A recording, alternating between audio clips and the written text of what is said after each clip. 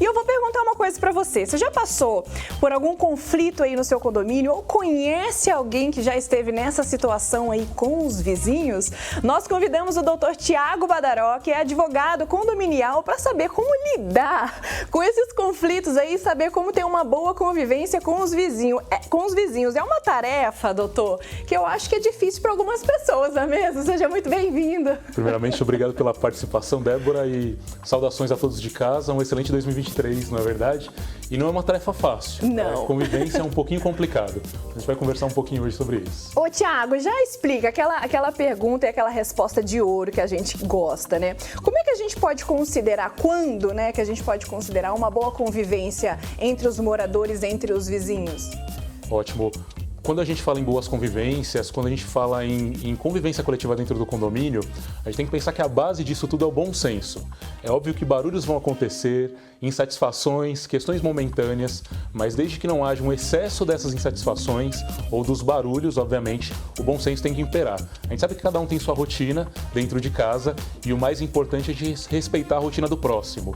O horário de chegada, o barulho que faz, isso tudo é inevitável. Bom senso é o que tem que imperar. E com bom senso, tudo se chega a um caminho interessante dentro do condomínio. Com certeza. E você mencionou sobre o barulho, doutor, até quando o morador ele pode fazer o barulho? Porque até então a gente sabe das 22 horas, das 10 horas, mas até quando ele pode fazer? Eu diria mais do que isso, até quanto barulho pode ser feito. Não importa o horário, não importa o momento, o barulho tem que ser sempre velado e não pode extrapolar nenhum limite em que vai incomodar o próximo. Então é muito normal, às vezes, o barulho do pisar no chão do apartamento, às vezes barulho de criança, quem tem criança sabe muito bem, quem tem cachorro. Isso tudo é muito corriqueiro e normal. A partir do momento que a gente extrapola os limites do tom do barulho, que se torna mais alto, irrita o vizinho, aí é um momento de preocupação. Geralmente é o vizinho que relata isso, então, como eu falei, o bom senso ele tem que imperar nesse momento, mas a quantidade do barulho, ela é importante, mas o tom do barulho é mais importante ser avaliado. E, doutor Tiago, você mencionou agora das crianças, né? Porque não tem como a gente segurar esses pequenos em casa, né? Em relação às crianças no condomínio, que dica que você dá para os pais para eles permitirem somente aquelas atividades que não fazem tanto fuzuê, digamos assim? Eu acho que o ponto importante quando a gente fala de crianças é a paciência, tanto dos pais como dos vizinhos. Não tem jeito, fim de ano, época de férias escolares, momento que as crianças vão estar em casa, brincando nas áreas comuns do condomínio, a percepção e a paciência tem que imperar nesse primeiro momento. É óbvio que eu, enquanto pai, eu tenho que sempre conversar com os meus filhos para que o barulho aí pode acontecer, mas de uma forma que não extrapole nenhum limite. Mas do outro lado, o vizinho tem que entender que em momentos em que a gente está de férias escolares, que as crianças estão presas dentro de casa, não tem onde soltar toda aquela energia, às vezes o caminho é utilizar a quadra do condomínio, brincadeiras dentro de casa, isso tem que ser compreendido. E quando tem algum limite que é extrapolado, conversem entre si para que vocês cheguem no meio termo. Uhum. E as regras do condomínio, doutor, elas valem para todos os condôminos? Com certeza, regras de condomínio valem para todos os moradores, independente da sua condição dentro do condomínio, e tem que ser respeitado. O melhor caminho é sempre verificar quais regras que imperam dentro do seu condomínio. Como eu falei, bom senso é o caminho para que a gente chegue sempre no meio termo dentro do condomínio. Então, saber as regras é importante para que o bom senso também seja aplicado. E diante dessas regras, né, e a gente tem também algumas normas, né, doutor? Qual que é o papel do síndico em relação a essas regras e essas normas? Perfeito. Dentro do condomínio, a gente tem a convenção e regimento interno, que são, como eu posso falar, todos os regramentos que regem a vida dentro do condomínio. Horários de utilização de áreas, como academia, piscina, salão de festas, quadras. Os condôminos precisam ter contato com convenção e regimento interno a todo momento. O papel do síndico nada mais é do que observar se a utilização dessas áreas está acontecendo de forma como está prescrito na convenção do regimento interno. Então, o síndico ele acaba sendo um policial de toda aquela área, fazendo com que a utilização ela seja o mais próximo possível do que está determinado na convenção.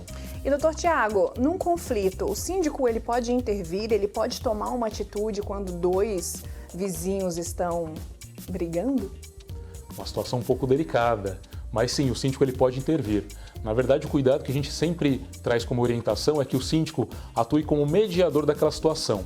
Quando a relação é entre vizinhos, e a gente está falando do direito de vizinhança, o síndico, obviamente, ele tem que olhar com muita parcimônia e cuidado a situação antes de aplicar uma multa ou uma advertência.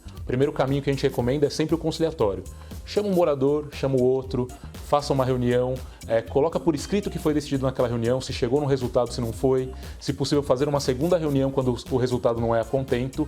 E aí o papel do síndico, como eu falei, é de mediação, fazer com que os dois moradores cheguem num termo comum.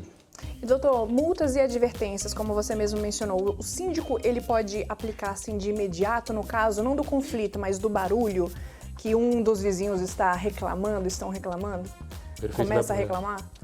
Depende muito, Débora, dessa situação e com certeza essa é uma das dúvidas de maiores confusões dentro do condomínio, mas quando a gente fala de aplicação de multas e advertências, o síndico sempre tem que ter um papel de avaliador nesse tipo de cenário. O síndico tem que verificar se de fato aquela situação impactou em todo o condomínio ou se não é um fato isolado entre moradores.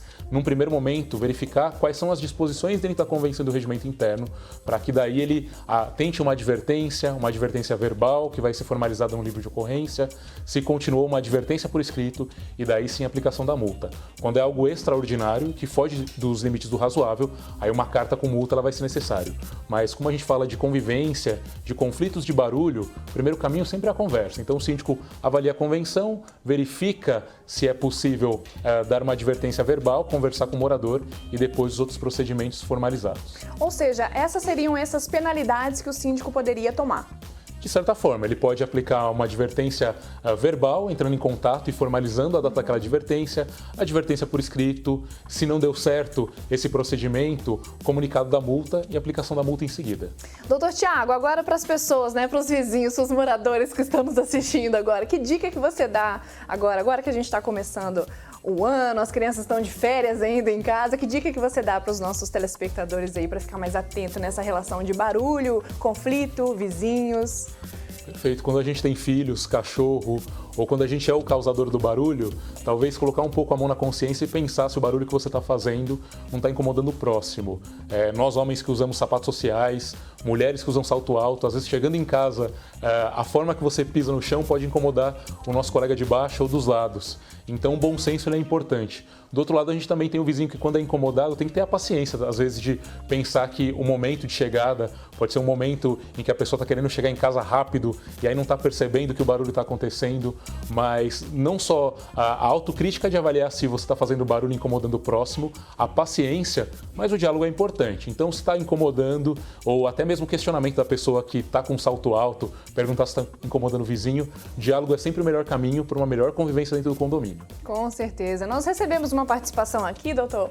Vou pedir para você ficar aqui com a gente para a gente mostrar aqui no nosso telão. Do Daniel. Olá, sobre o tema de conflito entre moradores de condomínio, tenho uma dúvida. Posso ser proibido de fumar dentro do meu próprio apartamento? Olha só, uma dúvida bem interessante. Muito interessante. Daniel. Bom, com relação a qualquer produto que a gente chama de fumígeno dentro do apartamento, a unidade particular ela é sua e você tem o direito de utilizá-la como melhor lhe convier, desde que você não atrapalhe a utilização de outros moradores. Então, não vejo nenhum prejuízo de utilizar o cigarro de fumar dentro de casa, desde que a fumaça não incomode seu vizinho. E a gente vê casos clássicos, né? Às vezes a pessoa ela vive com um companheiro, com uma companheira que não tolera o cigarro e a pessoa vai fumar na sacada e aí a fumaça da sacada começa a subir para a sacada de cima ou o cheiro chega na sacada de baixo e isso incomoda. Então, dentro da sua residência é permitido você fazer o que você bem entender, desde que você não incomode a utilização das residências que estão próximas a você. Que bacana. E incomoda mesmo, né, doutor?